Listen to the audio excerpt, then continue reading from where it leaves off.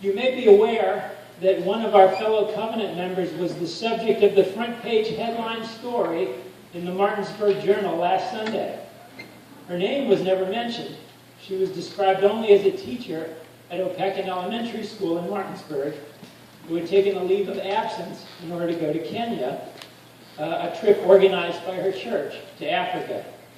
That teacher is Whitney Cole, who is in Kenya right now, as you probably know, along with Jennifer Satterley, our church's children's director, to help a local orphanage and street children there. They have gone with our financial support and our blessing. But the principal of the school has sent a letter to all the parents to inform them that one of their teachers is traveling to Kenya. Despite receiving assurances from the Berkeley County Health Department that Kenya is not affected by the Ebola virus, the superintendent of schools in Berkeley County says that Whitney's trip to Kenya is, quote, most troubling when the Ebola virus is causing great concern worldwide, close quote. Anxious parents have been calling the school, and some are seriously considering pulling their children out for 21 days if Whitney returns immediately to school to resume teaching. I expect that the school system's treatment of Whitney will be tailored to satisfy people who fear the most and who shout the loudest.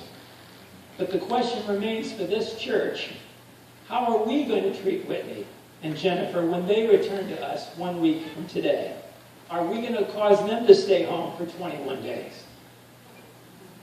I want to go over the reasons why this fear about Whitney and Jennifer is completely irrational.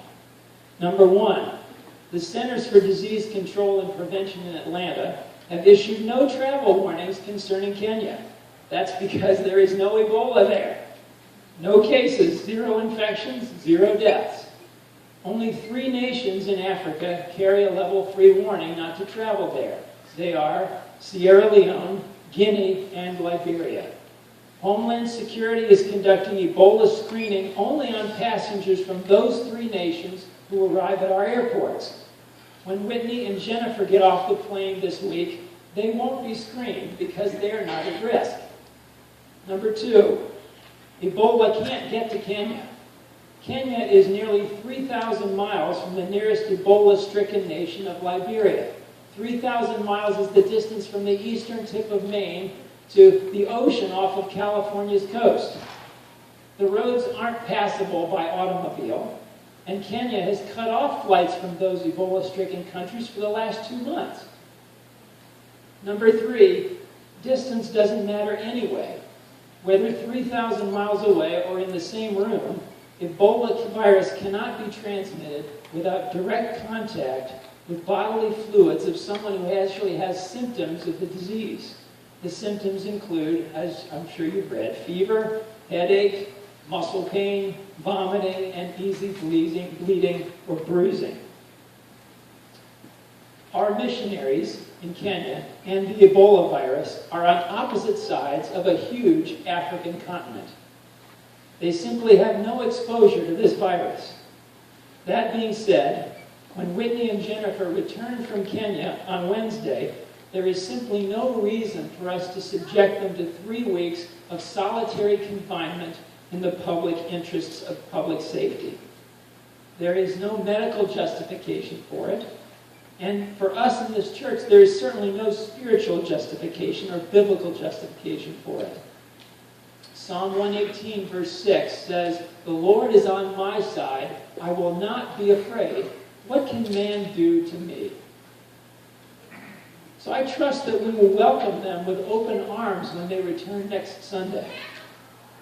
And I think it might be instructive for those in the social media crowd at the school where Whitney teaches, if we were to gather the church family around them next Sunday and take a picture of us and put that on Facebook.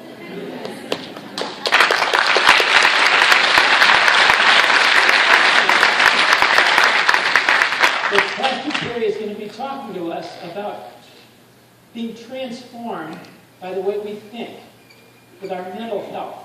And this would be a great opportunity to put this message into practice. Thank you.